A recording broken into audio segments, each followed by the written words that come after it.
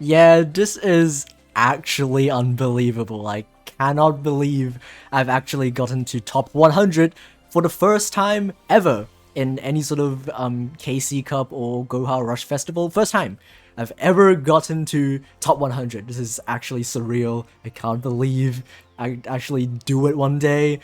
And also, it's actually worth something because if we get top 100, we get nice cosmetics, we get some rewards depending on what ranking we get. And recently we got the new Chronicle cards that we could upgrade our cards with, and for 11th to 100th place we get the full Starlight plus the gold border and gold name. It's amazing, looks amazing. I don't know if I'm gonna actually use it, but that will be a thing for future me to decide.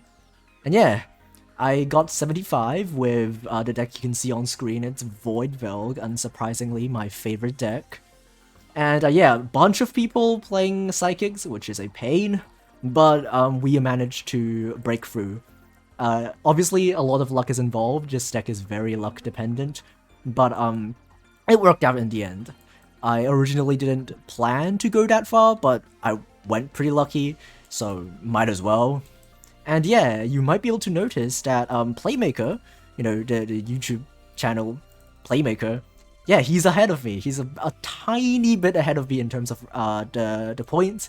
I am at 37,290, and he is at 37,394. Just like 100 points of difference. But he managed to win his very last game in like 5 minutes before the end of the event, so he barely managed to get ahead of me, which is amazing for him as well. So yeah, let's have a look at what I played. Oh. And yep, it's voidvelg, but the deck list is slightly different from what I played in back when I King of Games with this deck. Yeah, obviously there's free Requiem, but we also got the cool Chronicle upgrade of the Requiem because it looks so cool with the silver name and the noise effect. I also unlocked the noise level 2 and 3 for one of these, but I don't want them to be different. I want the two Chronicle cards to stay the same. So I will only upgrade the noise level once I get the higher levels for the other copy. But yeah, that's beside the point. Yep, this is a deck that I played. It's fairly standard, but there are some things that you might not be expecting me to be playing, some ratios and stuff like that. So yeah, obviously free Requiem, 1 Elysium. You don't want to play more than 1 because this deck will be very bricky if you do. 9 Vanillas, you need all 9. They make your deck a lot more consistent and lets you deal a lot of piercing damage just by using your skill every single turn on one of these guys. Star Transfer, obviously really insane, just pierces over, makes your big guys pierce. Cataphract, very good for getting back your big guys. That's also the reason why you don't need that many copies of the big guys, because this card can just get it back. Global is very important. You need 3 copies. It's good for shuffling good stuff that you milled off of your skill or sent to the graveyard in the course of a few turns. You are gonna usually shuffle back the level 4 Cataphract or the level 6 Star Transfer because these are the 2 best cards of your deck. And you don't need to shuffle back the big guys because Cataphract can just grab them back anyway. And also, there's like a secret combo where you can use this card alongside Star Transfer to basically stall forever. Because you can just use Global to shuffle back other copies of Global, and then this ensures that you basically never deck out. So in a pinch, you can stall for a few turns using this effect alone, and then you can just normal summon this guy, and then shuffle 3 cards back, and then tribute set a Star Transfer, and then set 2 other monsters. Your opponent tries to attack over them, and hopefully they can't really beat over set free monsters pass, and then next turn you just do it all over again. So yeah, that has won me some games against Psychic specifically, because that deck doesn't really have a way to beat set free pass unless they have the limit free candy that bounces back face down cards. But if their field is clogged, they can't really do that. So that is something to keep in mind. And the big thing that you may find strange with my ratios is my spells and traps. We're playing 6 back row removal and 1 single trap. This is not usual. I believe most decks play at least Buffered Slime and also Rise Terrace Crisis, which are 2 very strong traps, obviously. But I have built my deck specifically to counter fusion decks. So fusion decks like Psychics, obviously, and Metarion as well, to a lesser extent, because those 2 decks have a really different playstyle from the other decks that we have seen across the short lifespan of Rush Jewels and Duel Links. So usually, decks will summon a bunch of guys and then set maybe a bit of back row and then try to beat your opponent down with the monsters themselves. But for fusion decks, there are a lot more spells and traps. Like half of their decks are spells and traps. So back row removal is really, really important.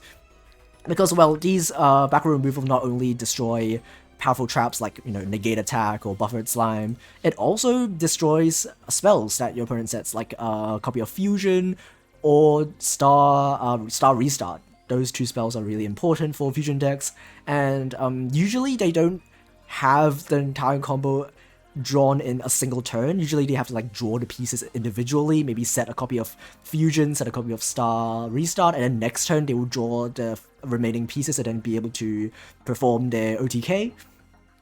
So having back row removal is really important. You are able to pop their fusions, pop their Star restarts before they are able to get enough resources to actually push for game.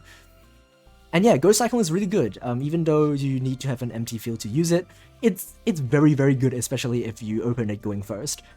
When your opponent goes first, and then when you go second, you can just use it straight away, pop some back row, draw a card for free. It's amazing. And there's pretty much no reason to not play it, because, none of our cards are limited to free. So yeah, another reason why we're only playing 1 trap and all other spells is that, yeah, decks like Psychics have a lot of ways to actually clear our back row. They have, free copies of the Psychic spell, generic Psychic spell, this one, that spins back a back row. They have the very, very ridiculous Jampy check, which checks 2 back row, and then they can choose when to pop. This card is ridiculous. So yeah, they have tons of ways to remove your back row, so just having the Buffered Slime or Rise Terrors, chances are they won't do a lot, and also they don't really do too well against fusion monsters. Buffered Slime just straight up doesn't work against high-level fusion monsters, and Rise Terrors doesn't work when you fusion summon because it only works for special summoned monsters from the hand or graveyard. So those 2 are the traps that I removed, and I am keeping Negate Attack because this card is still really good, and also you will not face Psychics every single game, and if your opponent doesn't have a way to pop it, it's really, really strong. And usually you will win the game if you have your board set up, your opponent tries to beat over it, and you just flip up this bad boy and just stall for a turn. Next turn you have all 3 guys up, all 3 big guys, and then just attack for 10 billion damage. And yeah, Pot of Avarice is really strong, and that probably needs no introduction. And yeah. A bit of honorable mention is Talismanic Seal Array. I used this card over Ghost Cyclone for a short period of time at the very beginning, so I already have this idea of I'm not going to play a lot of traps because Psychics are just going to pop them all. So I was trying out different spells, and this is one of them that I tried at the very beginning. It also helps shuffle back useful cards from our graveyard, so that we don't really have to be scared of decking ourselves out using the skill every single turn. Shuffling 4 cards is very easy to do when your skill mills free every single turn. And this also helps you push for game a lot quicker. If your opponent is playing a fusion deck, you can just activate this card, reduce your opponent's monster's attack by a lot, and then this will allow you to push for lethal a lot quicker than you usually are able to. But yeah, after a while I switched to Ghost Cyclone just because of fusion decks setting a bunch of back row. So Ghost Cyclone is really useful for that. So yeah, that's basically the deck. Extra deck, by the way, is just random stuff, and you don't need any of these. So yeah, let's have a look at some replays, shall we? Okay, so I've got 5 replays. 4 of them are me using voidvelg, and 1 of them is actually me against playmaker, because I did face him once in the festival, and I'm not playing voidvelg, but more on that later. If you want to just watch me blunder miserably, you can skip to the end of the video where I will be showing the replay of me playing against him. But anyway, yeah, our opponent is playing Dragon's Inferno Turbo, basically. It's like fire dragons, it's fine, they don't really pierce anyway, so we can just set 2 and pass. And yeah, back row is kind of fine for them to pop because it's just more back row removal. So that is, you know, what I've been talking about, where we don't really care about our opponent popping our back row because those will not be strong traps anyway. The only good trap we're playing is negate attack. So yeah, we're gonna pierce for a bunch of damage, and our opponent will be using a secret order, making a really big guy, but they can't really beat over our guys because even our vanillas have more attack than usual level 4 lower monsters. So we can just pop one of our opponent's back row, go Cataphract, grab back a big guy, we're gonna summon the Star Transfer, and then summon the big Requiem, and then just get a bunch of attack and pierce for lethal. Pretty quick game, but it is what it is. Okay, next game we're playing against the best deck objectively in the event, which is Psychics. I'm just not playing it, just because, first of all, I'm not familiar with the deck, so because the deck is, you know, complicated. And also, I really like voidvelg. And also, voidvelg is very aggressive against other rogue decks, so if they try to set monsters, you can just pierce right through them and end games really quickly. We're gonna just summon the Requiem again, and we fall victim to his Rise Terrace, but that's fine, we have another copy, we can just normal summon it anyway. And even though we can't really go for lethal this turn, at least we can still deal a lot of damage. Even though dealing damage doesn't really matter too much against Psychic specifically, because you just boost their life points every single turn anyway. So it's either you win in one turn or you just don't, and then they just regain all their life points eventually anyway. Yep, they're going to do their combo and grab back the fusion, and they don't really have the level 6 in rotation, so they're just gonna make the level 4 fusion and pass. We just still have our guy on our field, and then he doesn't really have an out to it, so he's just gonna scoop. Okay, in our third replay, another Psychic player. And yeah, out of all the good decks in this format, the most luck dependent is undeniably going to be this deck. As in the deck that we're playing, because it's basically Cheerlements. You basically, every single turn you mill some cards, you hope you mill the right ones, and then rinse and repeat. And it's not only the skill that needs to mill well, also cards like Cataphract is basically gambling. You have to hit a monster in order to grab back a monster from a graveyard, but if you do that, it's really, really good. This deck's really, really strong if the mills go well, your hand is good, and you are able to deal a lot of damage. And yeah, our opponent's actually not playing Psychics. They're actually playing Cyber Dragons. And Cyber Dragons is another one of those really luck-dependent decks, but the only issue is that they're not very good. I mean, they can be insane if, like, they draw the best hand ever, and we're very, very, very close to being killed this turn. And thankfully, this monster is not the level 4 vanilla, which has 1500 attack. It's just a small guy with 1200 attack, so we will not lose yet. So now it should be a hop, skip, and a jump to lethal. Our opponent is basically defenseless. They spent all of their resources trying to OTK and couldn't. So they are now just a sitting duck, waiting for us to just ram our massive guy over. And because they're playing a light deck, we can just boost our monster to 44 and run over everything. Okay, fourth replay. Here is the other fusion deck that's pretty good, which is Metarion. The only issue is that it's a bit more bricky than Psychics because the skill doesn't really search cards like Fusion, so you have to hard draw it.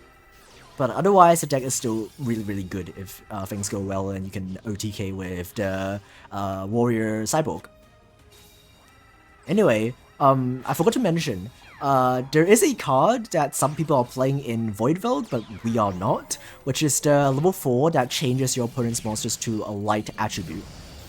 We're not playing it because most people play light monsters anyway. So, yeah, it's pretty redundant and just really no good place to use it, just not really a card that I want to remove to play that card, so we're just not playing it. But yeah, the replay that you just saw is one of the biggest reasons why I even play this deck in general.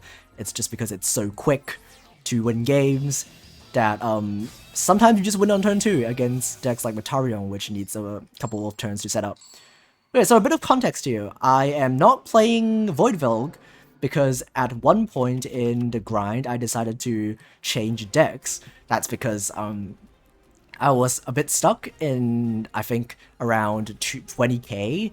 I was winning and losing about in the same rate, so I'm basically going nowhere, so I decided to switch decks for a brief moment, and that was the biggest mistake I've ever made in this event.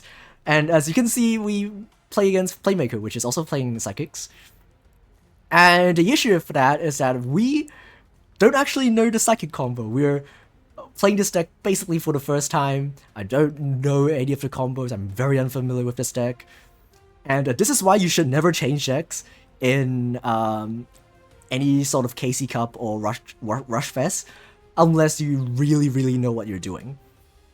And yeah, switching to the most complicated deck in the entire event is obviously a really big deal. And yeah, we're just trying to combo off. I'm just freestyling because I don't really know what I'm doing. We're trying to grab the fusion, and then we can see if we can actually make a fusion monster. You know what? What I should have done is just set free, because this isn't really combo. It does make a fusion monster, but that's kind of it. So yeah, I should have just set free and pass, and then just wait for next turn. Because now I just have like a bunch of useless guys on field and no defense. So our opponent can just, you know, make anything and just run over our board. So yeah, you can just make a fusion. And then they also have the level 7 in graveyard. They have the 2 materials. They also have the fusion. They have enough to go for lethal this turn, so we're just gonna scoop. So yeah, more of a story, don't play a deck that you're not good at. Don't switch decks mid-event and play something that you're not good at. So basically, after a few games of losing, I switched back to voidvelg and got the ranking that I did. So yeah, that's basically it for the video. Well, as I said, it is very luck dependent for me to even get this far, but it is the first time I've ever gotten to top 100 of anything over the like 8 years of me playing Duel Links. So yeah, I've came close before. I've gotten to like top 1000, top 500, and then plummeted way back down after like day 2 because I've been I've just misplay a bunch, and then maybe I'm just not in the mood.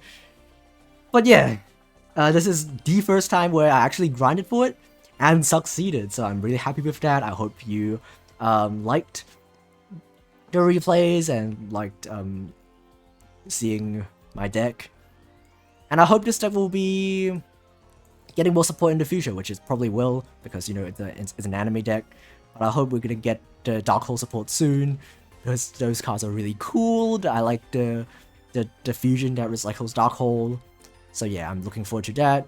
But yeah, thanks for watching. Goodbye.